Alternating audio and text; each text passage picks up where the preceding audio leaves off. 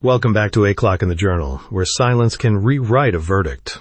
Tonight, a crucial witness vanishes, the courtroom waits, and speculation fills the void. Max Carrados listens to what is carefully unsaid and hears the truth hiding behind delay and absence. In its earlier stages, the Eyre Street post office robbery had attracted little notice. Afterwards, owing to causes with which this narrative has to do, it achieved the distinction of passing into the grade of what Detective Inspector Beadle was wont to refer to with quiet professional enthusiasm as first-class crimes. But so meager was public interest in the initial proceedings that when Mr. Carrados looked in at the magistrate's court purely for old acquaintances' sake one stifling afternoon, he found the place half empty. "Post office hold-up. Eyre Street case, sir," explained the officer on duty at the door. "Party named Rank charged. Pretty nearly over now, I should say." "Philip Thaxted," cried a voice across the court. "New witness for the defense," whispered the policeman. "Like a seat, sir? Don't trouble. I may only stay a minute." "Who are conducting?" "Mr. Bookers for the public prosecutor. I don't know the defense. Not one of our regular people here." "He is speaking now?" "Yes, sir." A plainly dressed man, with a firmly lined and rather artistic face, iron gray hair, and a quiet, self-confident manner, had gone into the witness box. The formal oath had been administered, and the preliminaries were being rattled through. Yes, his name was Philip Thaxted, and he lived at such an address at Kingston-on-Thames. Formerly in the lace business, both as manager and on his own account, but now retired. "On the afternoon of Wednesday, the 17th inst., you were taking a walk in Richmond Park?" suggested the defending counsel. "That is quite correct. Tell us what occurred." The blind visitor leaned across and touched the attendant lightly on the arm. "I should like to hear a little more of this evidence," he remarked with lowered voice. "Perhaps I had better have a seat." As he moved quietly to a place, piloted by the officer's unobtrusive hand, someone in making way dropped a stick with an exasperating clatter. The man in the witness box glanced sharply across in the direction of the noise, and something almost as perceptible as a start touched him. And for a word or two, his voice rang flat. The next moment the flicker, such as it was, had passed, and he was continuing his story as evenly as before. "I suppose, Inspector," said Mr. Carrados, "it might seem rather unreasonable of me to ask you to come down here after being in court all day, eh?" "Well, no, sir," replied Inspector Beadle with his usual unpenetrable candor. "I can't exactly say it did. You see, Mr. Carrados, you've asked me to come and talk to you on one occasion or another a good dozen times now, and it's always been, as they say in the advertisement, to hear of something to my advantage." Carrados laughed as he pointed to a chair and pushed the cigars across the table. "Don't be too confident this time," he advised. "Can you give a guess what it's about?" Beadle raised his slow, meditative eyes and wondered for the 100th time at the strangely alive expression in the gaze that really seemed to meet his own. "I may say that I noticed you in court today, sir, and putting one thing and another together." "Quite right," assented Carrados. "It is about today's case. These post office hold-ups are getting beyond a joke, Inspector. This one has certainly been beyond a joke for Lizzie Baxter, sir. We have it privately that the poor girl hasn't one chance in 1,000 of pulling through. Then the case against Rank will not be one of robbery with violence, but willful murder." That determined a special effort to get him off if possible before the graver charge came in. "The alibi, you mean, sir?" "The alibi, yes." "What did you think of that timely encounter at the exact minute that the job was taking place?" A brightly colored band had adorned the cigar that Inspector Beadle was appreciatively considering. He smoothed out the pretty scrap and put it, carefully flattened, away in his notebook for the benefit of a stalwart young Beadle now rising 5. "It certainly staggered me more than a bit to hear that evidence this afternoon," he replied. "The man who comes forward and testifies that he was talking to Dennis Rank at 4:30 that day isn't one of the sort that bob up after every assault or accident, prepared to swear anything for half a quid and a pot of beer. He has been in a good way of business, and so far from anything being known against him, inquiry goes to show that he has a creditable public record, extending over 20 years. A police magistrate is a bit wary, and as you know, Mr. Lipscott committed. But if this chap sticks to his tale at the Old Bailey, I doubt if any jury will convict. The blind man nodded weighty acquiescence. Plainly there could be no question about the importance of the Kingston evidence. He was walking in Richmond Park. Quite a likely thing for a middle-aged gentleman who wants a little exercise to do, when this happened. A little dog coming out of a clump of bracken barked at him furiously, and he swished back with his walking stick. Then it seized one of his trouser legs and tore it. The dog's master appeared on the scene, and they fell to abusing one another, the owner accusing him of savaging the dog, and he accusing the man of keeping a vicious animal. In the end, he demanded this fellow's name and address, and there it is, written in his notebook witty, the date and the exact time of the occurrence. "That's it," assented the inspector. "All very reasonable and circumstantial." "Yes," agreed Mr. Carrados. "More than that. Almost providential, one might say. Had it been one of Rank's friends, the evidence might have been open to suspicion, but our Mr. Thaxted appears as a total stranger. Had they met, say in Hyde Park, a very slight discrepancy of time might have made the alibi unconvincing, but Richmond is too far away to consider that. And then, under how few circumstances are you likely to ask a total stranger for his name and address, to write them down, and to note the time and date of the occurrence? There is no doubt that Rank had a small terrier that might have acted like that, admitted Beadle. And certainly Mr. Thaxted will be able to produce a pair of trousers that would prove to have been torn, said Carrados dryly. Come, what is behind this business, Beadle? Behind it, sir? Repeated the inspector with the utmost innocence. The Eyre Street post office hold-up wasn't an ordinary outrage at all. You know that as well as I do. It's a funny thing, remarked the visitor introspectively. Here for the last week I've been trying to persuade one or two up at the yard to regard it in that light, and almost your first words. Of course I really know nothing about it, qualified Mr. Carrados. It's my belief, declared Inspector Beadle with somber relish, and repeating the expression of faith to emphasize it. It's my belief that there's a secret organization at work in the background somewhere.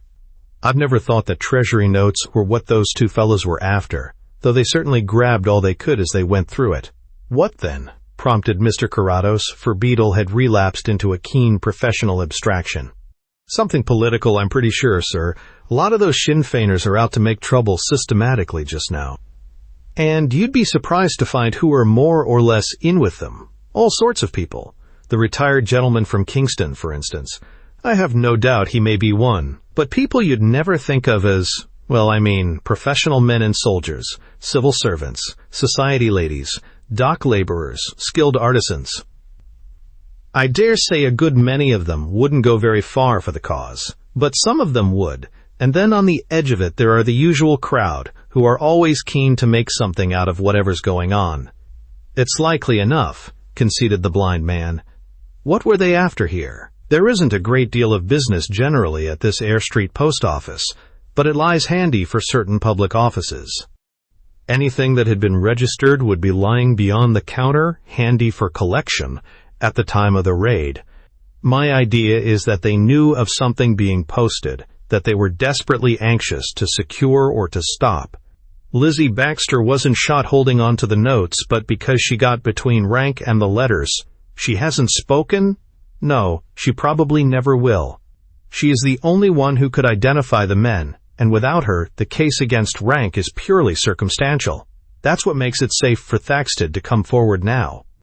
Perhaps not entirely safe, after all, Inspector, remarked Mr. Carrados with significance. How do you mean, sir?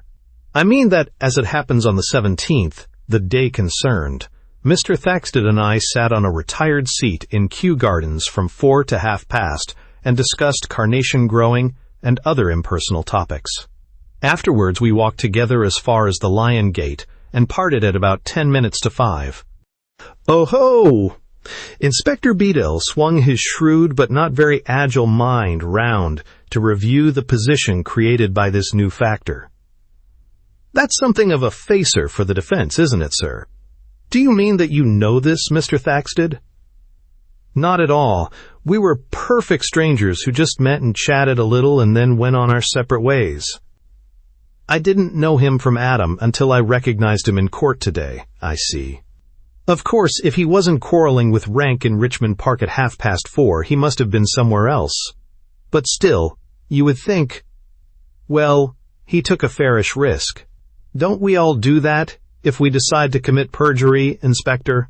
After all, the man never mentioned his name, his business, any tangible personal detail, and he knew that it was a blind man who had sat by his side and talked with him. When, as we may assume, a volunteer was called for to save Rank by providing an alibi, it may have seemed to Mr. Thaxted that the half hour or so that he must compromise himself over was pretty well secured. Yes, agreed Beadle, rounding up the situation within his orderly mind as a rather slow but capable sheepdog brings in stragglers. It's all reasonable enough. There's one weakness ahead. If you don't mind my mentioning it, let us examine the thin places by all means, encouraged Carrados. You are willing to give evidence, sir? I suppose I must. I know nothing of Rank one way or the other, but I must either come forward or let an appalling perversion of justice go on. It may also help to clear off a trifle of my debt to you, Inspector, eh? Thank you, sir, but I think that's pretty good weight already. Still, I don't deny that it would do me a bit of good to produce evidence to upset that alibi. And that brings me to what I was saying. Yes, only you seem rather reluctant to say it. Well, it's like this, Mr. Carrados.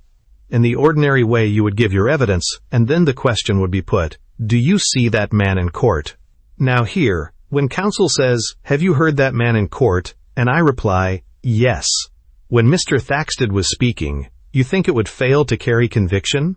I don't think the ordinary jury would see that it's as satisfactory to identify a man by his voice as by his face. I am inclined to agree with you. If I said the man who sat with me bit his fingernails, smoked Algerian cigars, and wore an elastic stocking, do you think it might impress the court? The inspector laughed rather contentedly. Why, yes, sir, I can't but suppose it might. We could challenge Mr. Thaxted to show his fingernails, produce his cigar case, and pull up his trouser leg.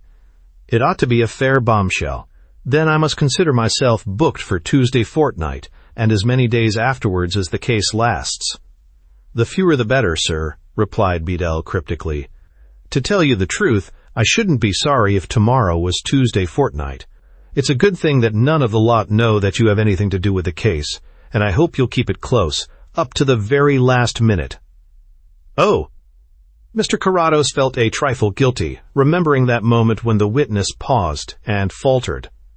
But Beadle was quite solicitous enough already. Any particular reason? One of our witnesses has already had the misfortune to be rather badly run down while cycling, and I've had a natty-looking box of chocolates by post from an unknown friend myself, replied the inspector. I imagine this Rank must be something of a top hat among these people. There was a form overlooking a deep expanse of country where Max Carrados often sat when he took a walk in that direction. Indeed, a mild pleasantry current at one time among park keepers and their kind credited him with a weakness for pointing out the things of interest to any passing stranger who happened to share the seat with him, and the prospect threatened to become mysterious to posterity as Blind Man's View. One breathless July afternoon, the drought and languor of that summer have become a record. About a fortnight after Inspector Beadle's visit, Carrados was sitting there alone when his ear picked up the footsteps of two men approaching. In a minute he knew that one man led the other, and with that came the intuition that the second man was blind. Then he found that they were making for the seat. "This will do," said the leader. "You don't mind?" No, not at all." "Only don't be long," replied the other. "I shall get anxious if you are, and I feel so confoundedly helpless by myself."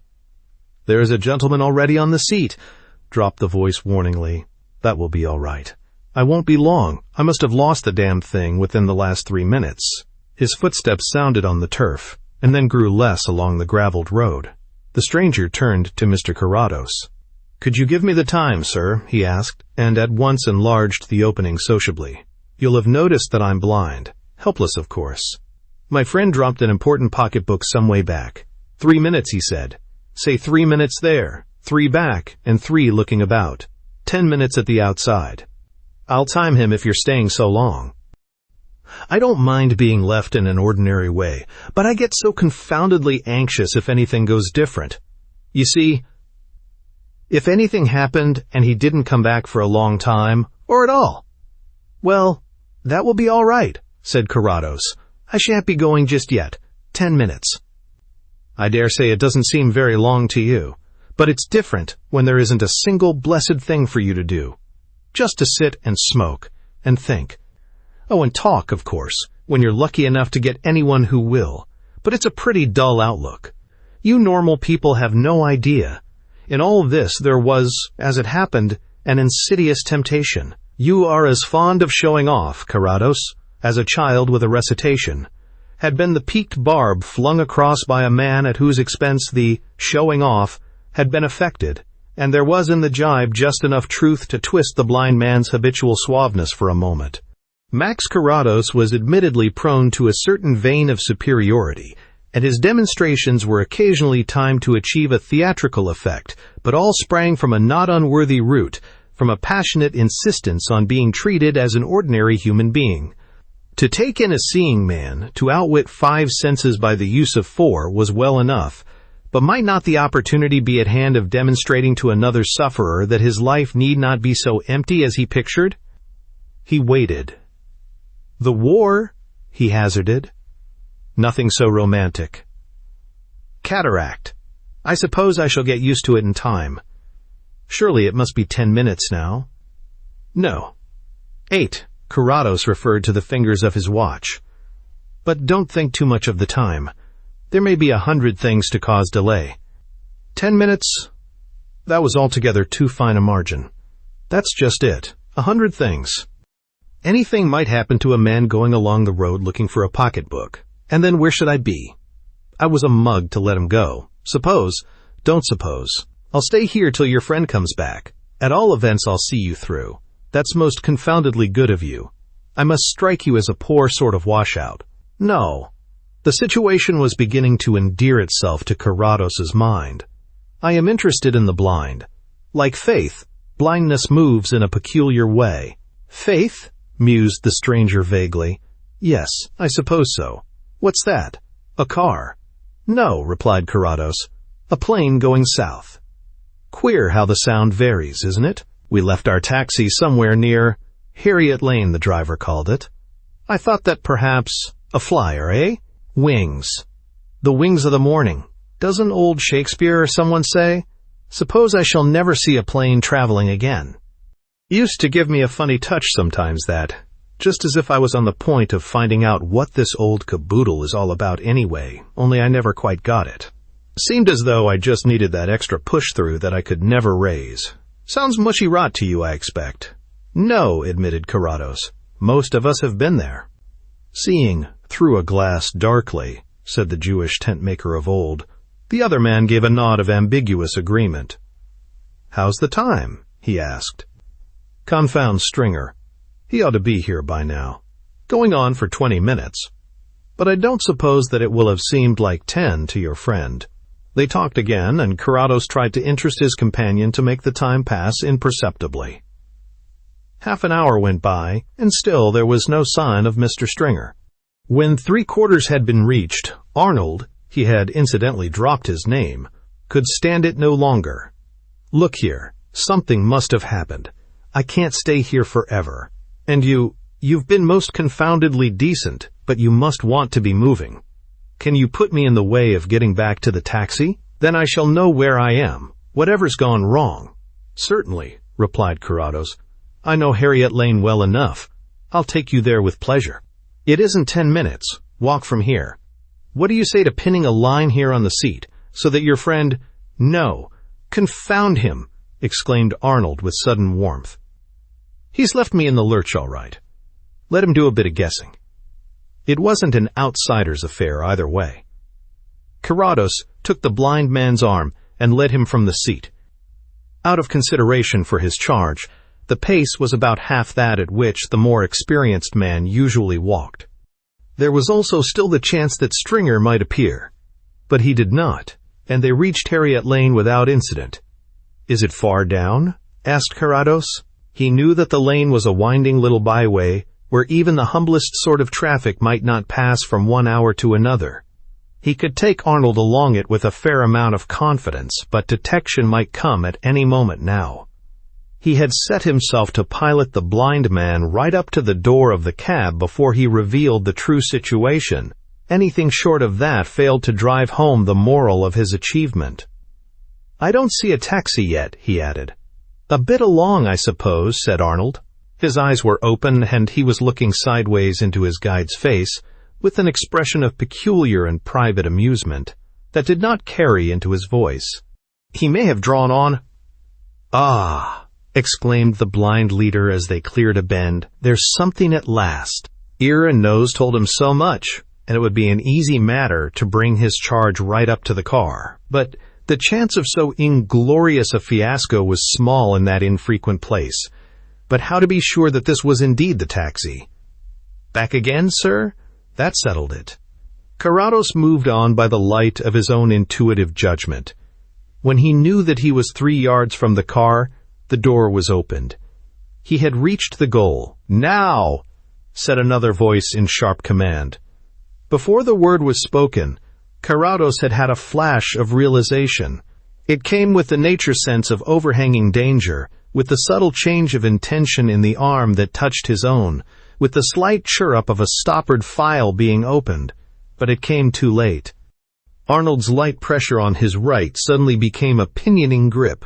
Another pair of arms closed on his left, and a saturated cloth not unpleasantly odored was pressed against his face. "It worked," remarked one, rearranging himself after they had bundled the senseless form into the car. "Like a charm," replied the man called Arnold, smiling at a thought. "Change that plate again and move about it," said the third of the gang shortly. A minute later, the renumbered car slipped out of Harriet Lane without any superfluous parade of warning, and taking on a pace much too moderate to suggest the remotest connection with things sensational, it was soon swallowed up in the stream of evening traffic flowing eastward. "Ah, so you're comin' round now, aren't ye?" said a not unfriendly voice, as consciousness began to trickle at first, and then rush into Max Carrados's perceptions. "Feelin' just a thrifle sick, too, at first, I don't doubt." "Where am I?" asked the blind man mechanically. Sick he certainly did feel in more ways than one, for the stuff that had been used to drug him with was of an unholy texture that left nausea and headache in its wake, while to be drawn into so guileless a trap outraged his most vulnerable susceptibilities. "Where am I, and who are you?" "Now don't be troublin' yeself about things like those that don't really matter at all," replied the other persuasively. "You're right enough now, and so long as ye don't struggle, so to speak, ye can be as comfortable as a dormouse in a haystack." "I quite understand," retorted the captive. "And if I struggle, as you are pleased to call it, I may infer that I shall be treated as Lizzie Baxter was. 'Tis a great mistake to drop from the extract on to the concrete, as the man remarked when he fell from the distillery window down into TH, straight. You'll understand that when there's a war goin' on, there's likely to be casualties.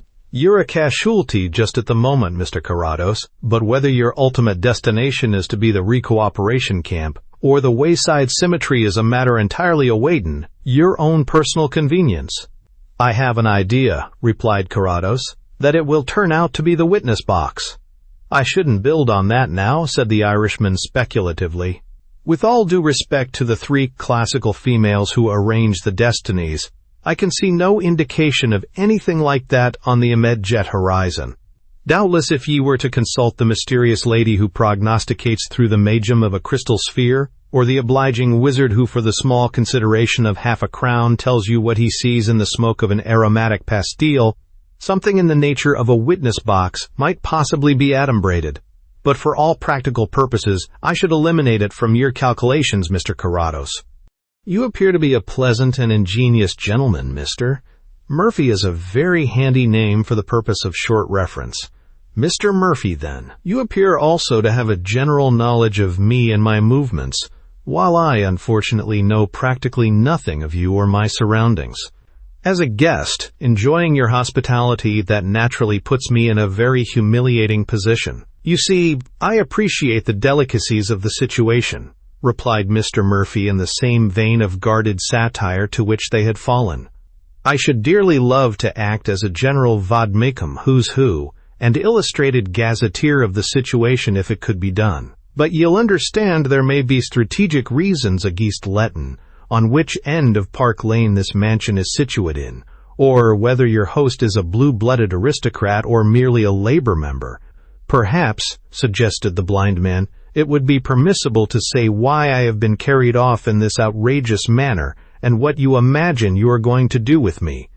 "There's no harm at all in tellin' ye what ye know already," replied Mr. Murphy, with a sudden loss of geniality in his manner.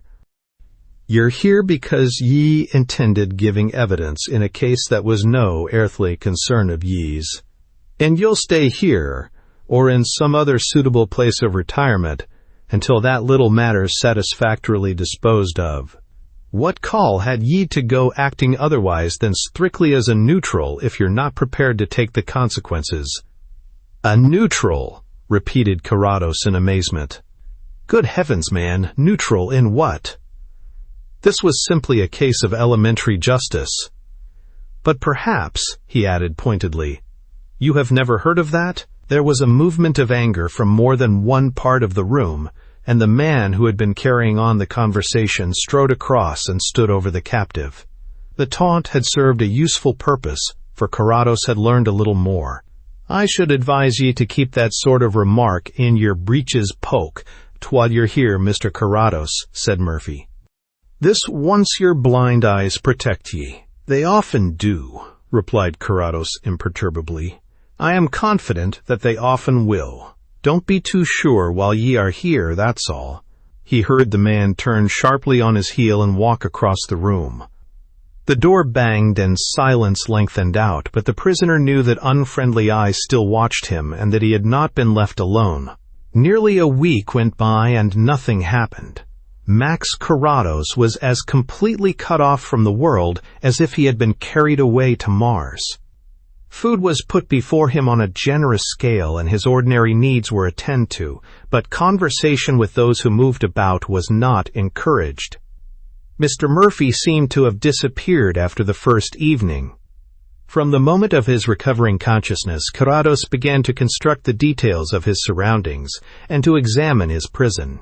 It was, he learned within a day, a spacious, old-fashioned house of 3 stories and a basement, detached and standing in some private ground. The rooms were generally large and lofty, but their former state was not kept up. Several were empty, and the furniture of the others was miscellaneous and haphazard.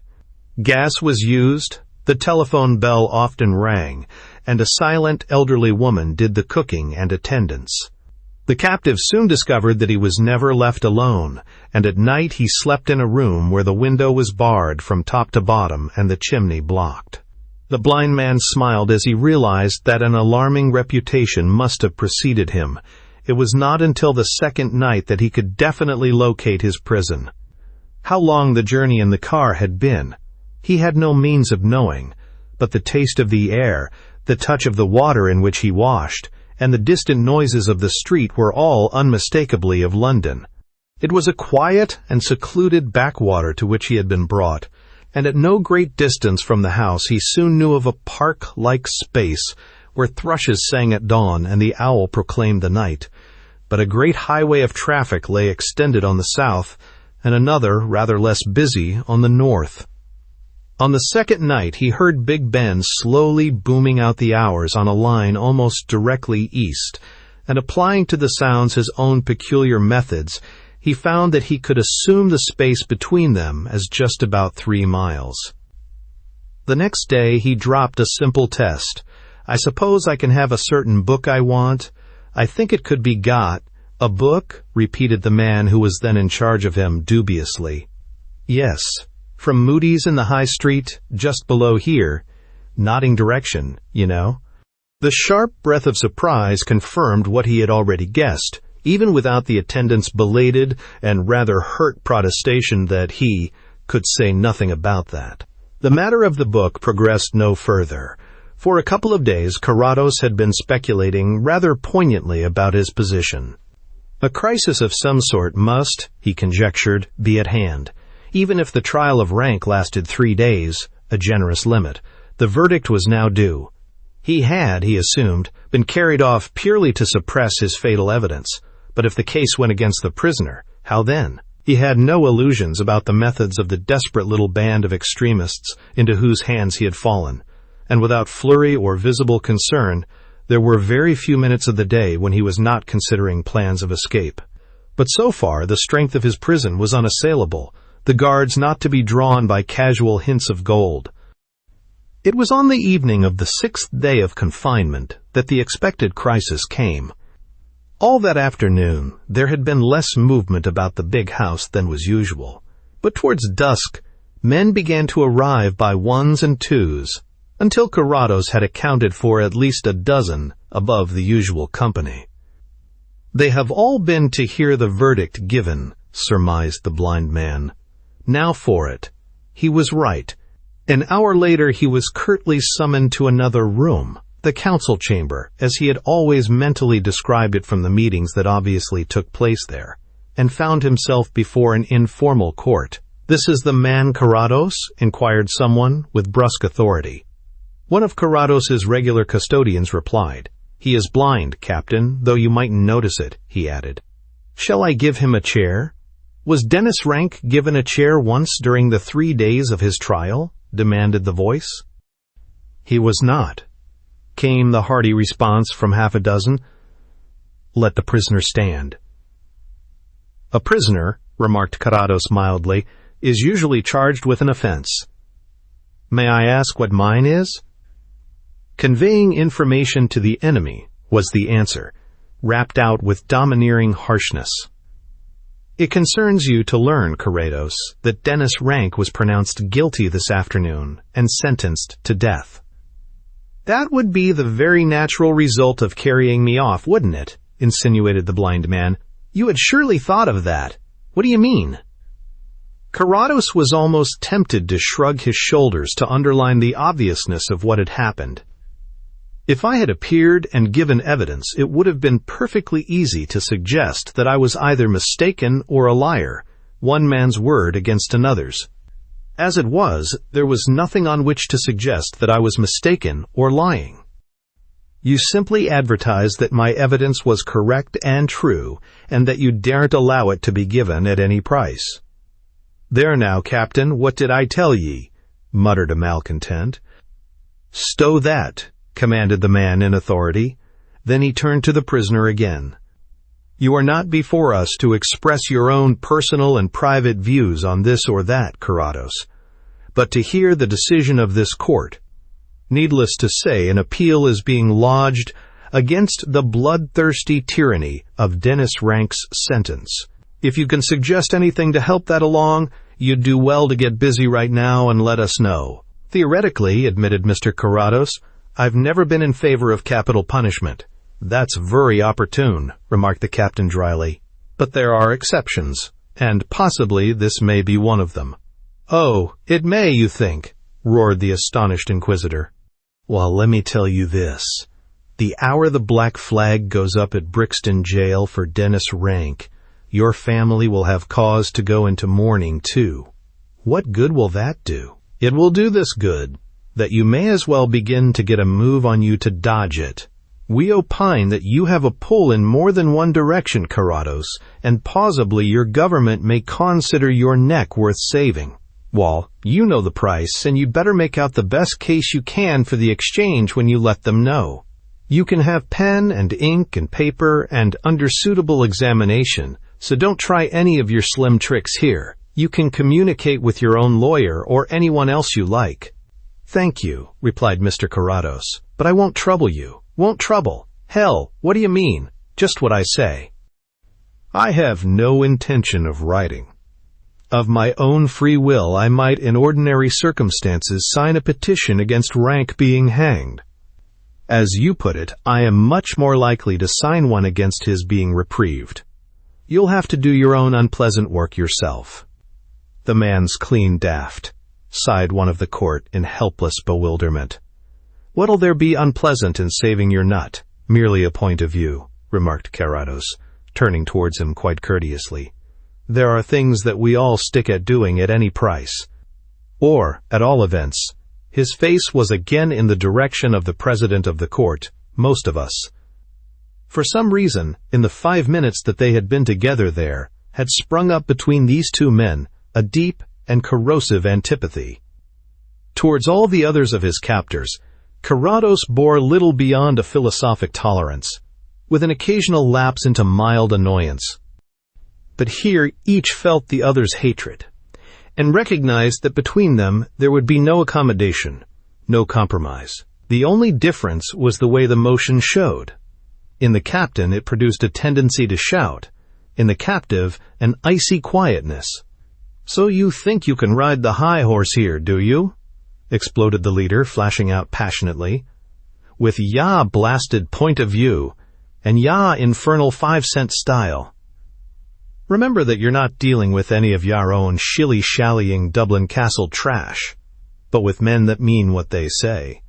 And show proper respect to the court you're up before, or, by heaven, the crack of a fist'll teach you. I can't defend myself." Carrados turned towards the others and held out his groping hands with a plaintive helplessness. "Is there any man here who can strike me across my sightless eyes?" "God, no, that's true," murmured more than one. "Then how are you going to hang me?" The captain summed up his stalwarts with a cold, contemptuous glance. "Leave that to me," he said more quietly, "when the time comes. There's a proverb about killin' a dog. Carrados, you'll maybe know. In the meanwhile, you'll have a few days to think better of it. Bear in mind that it's not to hang you for preference that we're out, but to save Dennis Rank. Remove the prisoner." When Carrados was removed, he guessed that the eventuality had plainly been foreseen, for he was not led back to his former quarters. Instead, he found himself traversing parts of the house where he had never been allowed before. Then came a downward flight of steps and a cooler atmosphere. He was to be imprisoned in a cellar. His treatment, as he learned presently, was to be in keeping with the place. All the contents of his pockets were taken from him, but being now in close confinement, he was left alone. Doubtless it was considered that forcible escape was impossible, and when he came to examine his surroundings, he saw no reason to dissent. It was not so much a cellar as a blind passage to which a massive door had been fitted. Probably at the time of its conversion there had been some special use in view. Every quarter has its vague, half-forgotten legends of mystery and crime. The house was old, and who could say now why the remote, unwanted passage should have been so strongly turned into the semblance of a dungeon? The prisoner paced it and examined its every corner with investigating hands. 5 ordinary strides took him from one end to the other, and standing there he could, without shifting his position, touch its 2 long walls at the same time, with outstretched hands, and then the ceiling. Less than 5 yards in length it would seem to be, 2 yards across, and 7 feet in height. The walls were stone, the floor was stone, and ceiling stone or concrete. Its most dreadful feature, the total absence of window or any source of light, did not trouble the man who now sat down to review his rather desperate plight.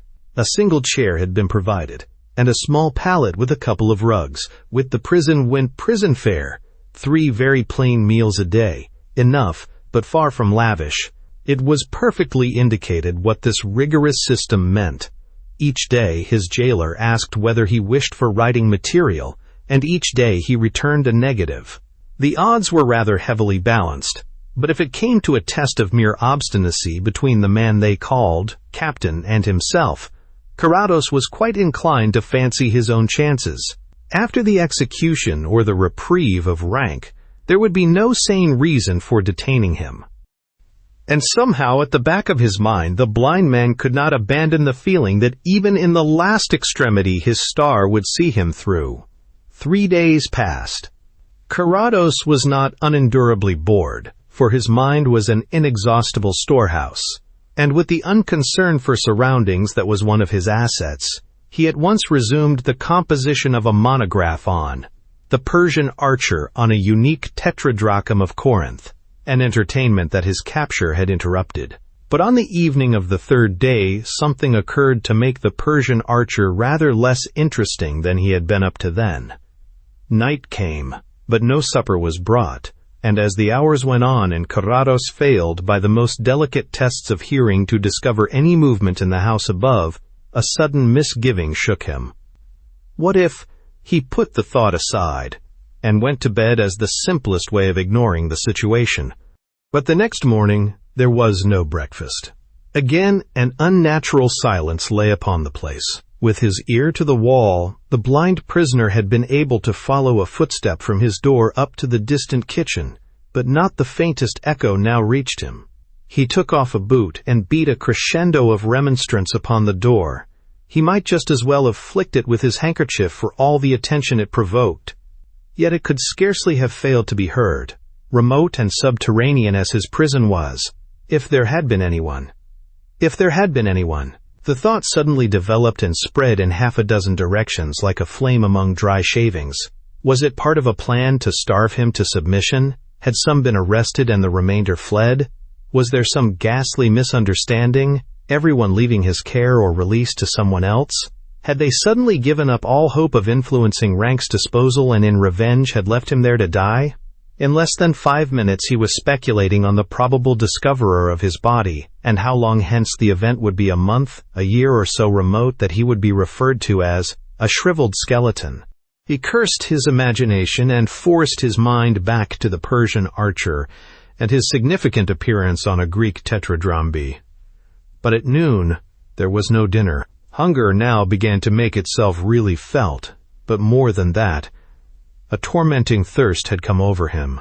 He raved a button off and kept it in his mouth to induce secretion, but it was a poor pretense. At measured intervals he beat upon the door as he had done before. To attempt to make himself heard by the outside world was, he knew, hopeless. That night Carrados again went supperless to bed. He had been without food for a day and a half, but that was a small consideration beside the awful thirst that now possessed him. Those were the hottest days of an exceptional summer, and though the cellar was cooler than the house above it was also closer. A neglected drain somewhere near had given the prisoner a throat which ticked and throbbed for relief in vain. His mind turned to innumerable tales of shipwrecked sailors dying of thirst, to accounts of men cut off and driven to frenzy through lack of water in the trenches, to the parable of the rich man and Lazarus, to a memory of a nauseous passage in Robinson Crusoe, to the awful case of would it end in madness with him also. Before that, he had no weapon, but there were the blankets of his bed, and he had touched a substantial pipe running in the angle of the wall and ceiling of his cell that would surely bear his weight. It was to escape these thoughts that he lay down and tried to sleep when his time sense told him that it was something short of midnight. He still clung to the hope that morning would bring relief, and if so, he was in the mood to write anything to avert another day of thirst and torment. Even the ink, he reflected grimly, would be a godsend at that moment. Thinking of the ink. The door opened miraculously and Parkinson came in. What a horrible dream, thought Carrados. I fancied that I was shut up in a cellar, and here I am sitting down to dinner at some nice restaurant. What soup have you got there, Parkinson? I beg your pardon, sir, replied his attendant, putting a large bowl before him, but one understand that the custom of this house is for a dish of water to be left at night on every table. Otherwise, I am told, the rats will gnaw through the lead pipes in search of it. Very well, replied Mr. Carrados, but this is ink that you have brought. I'm extremely distressed, stammered Parkinson. I will change. And as he spoke, he changed into the magistrate at Lemon Square Police Court, and Carrados found himself listening to a case about a fountain pen. Your worship, pleaded the plaintiff, the pen was in perfect condition when I sold it. I would respectfully suggest that it was damaged by rats, interposed the defendant contemptuously as he proceeded to light a cigar. Silence in court, roared his worship. What this poor honest man says is very true, belike. Sure, the creatures'll do anything for drink. Why, Every morning don't I find the ink on me desk here, lap it up, and—" Again the court shook with laughter, and in the middle of it Carrados suddenly awoke, still in his cell, and more thirst-racked than ever, but with a new hope to inspire. As he sat up, he heard the rats outside scampering past his door. "Idiot!" he apostrophized himself, not to think of that. "You are certainly getting old and stupid, dying of thirst with a water pipe. Oh my God, suppose it isn't, if it should be the gas." But it was not the gas. One tap with a finger end set that at rest. In an old rambling house it might have been anything, but an inch pipe giving the resonance of liquid contents could indicate nothing but the supply. An inexhaustible stream of pure water was his for the taking. But how? His mind accounted for one useless article after another in a vain search for any kind of makeshift tool. Not a scrap of metal, not even a serviceable edge of broken stone or brick had been left to suggest escape. Still, there must be something. Yes, the boot. His frequent poundings on the floor had already strained a heel. One sharp wrench against the other boot, and the loose heel came away. In his hand he held a slab of leather bristling with rows of pointed nails, as effective a file as one could wish for. In less than 3 minutes, Carrados was drinking gloriously. He had rubbed through the soft metal of the pipe until the water began to jet. Then he dropped the boot heel and used his hands to form a cup. He had no means of stopping the leak now. It might flood the cellar and ultimately drown him. But even if he had known that that must happen, it would not have held him back. Not at that moment. When he had drunk sufficient for the time, he took his handkerchief and held it to the stream, intending to sponge his face. On that slight incident, even on the hazard of the position he took up, depended all that happened after. For as he waited there, crouching rather on the uncertain chair and steadying himself with one hand upon the pipe, a faint but distinct tremor passed beneath his hand. It was so trivial in itself, so barren of suggestion, that not one man in 1,000, even among desperate prisoners, would have given it a thought. But to Max Carrados, his fingertips were eyes, and to him that slight vibration flashed a ray of hope. It told him little. Definitely there was little it could tell, but he knew that somewhere someone was within reach of a signal and reply. The supply pipe would lead to a cistern up above, and at that hour, about daybreak now, he judged, it was unlikely that anyone should be moving there. But in the other direction, out, through the garden, and along the streets? For months past now no rain had fallen, and the air was full of the talk of great droughts and threatening water famine. Every wasted drop was grudged, and by day and night, especially by night when the streets were quiet, the company's inspectors made their rounds, tracing every suggestion of a leak, raising the little traps that give access to the mains, and stick to ear for the faintest distant sound, listening. Oh, ray of hope, Max Carrados. Listening. A second gone, perhaps. Still lightly touching the pipe to take up any response, the blind man dropped the unheeded handkerchief, and with the strong bare knuckles of his other hand he began to spell out into the unknown the universal message of despair. Short, short, short. Long, long, long, long. Short, short, short. S-O-S, S-O-S, S-O-S. About the time that Mr. Carrados woke and thought of a boot heel, 2 men in the chaste blue attire favored by the Metropolitan Water Board stopped at a small iron plate let into the road and prepared to enter upon the cabalistic ritual of their tribe. The high priest, as it were, of the two carried a wand of office in his hand, a serviceable bamboo rod with a saucer-shaped top, and his ceremonial cap was dignified by the word inspector, blazoned on a neat oval badge above the peak. His acolyte differed from him only in the slight details of appearance, but instead of a rod he affected a dangerous-looking implement that could only be likened to a small, but not a very small, harpoon. "When we've worked down to the High Street again, we'll knock off for breakfast, Oris," remarked the inspector, speaking as one who conveys encouragement. "Bowed as well," commented Oros. My inwards are beginning to inquire audibly whether me throat's been cut. It's queer how young fellows are always thinking of their teeth nowadays, mused his superior. They don't seem to have no endurance somehow, Horace. Did I ever tell you how 3 of us signalers were up in a tower outside a place called Binchley for the better part of a week? Often.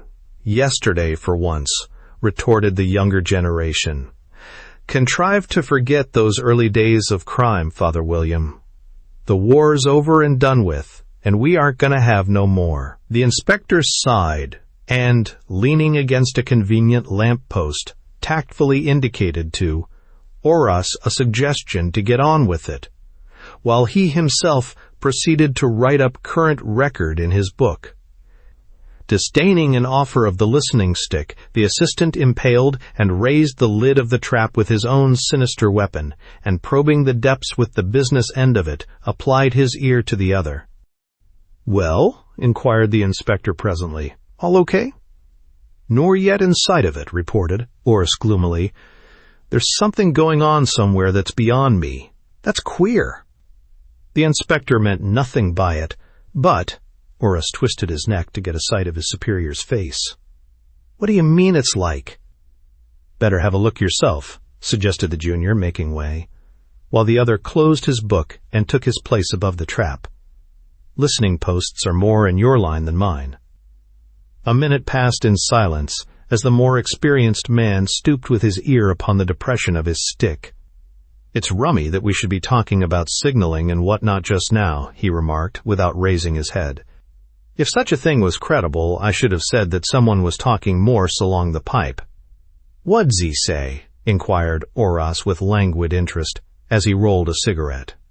"Nothing what you might call coherent, just a run of letters. So's,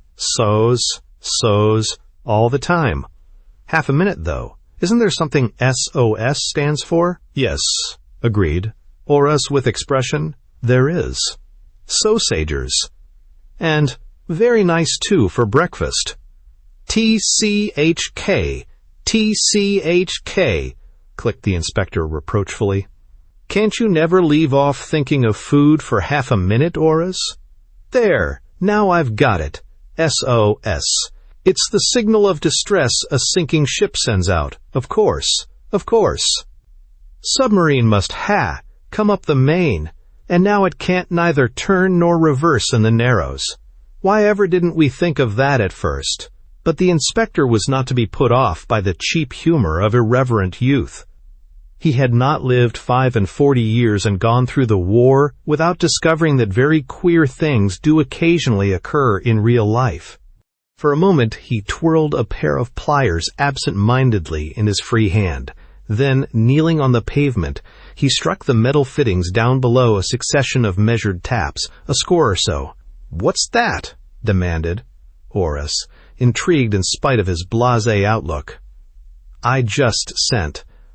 "Who's there?" explained the inspector, returning to the listening attitude again. "They mayn't know the calls and general answer and such like. Seems to me this isn't MWB routine at all," said the assistant flippantly. "You must have got through to the cinema somehow, Uncle." Snatched from death's jaws in 7 snatches, the inspector's right hand shot out in a compelling gesture of warning and repression. "Get this down, lad," he said with sharp authority.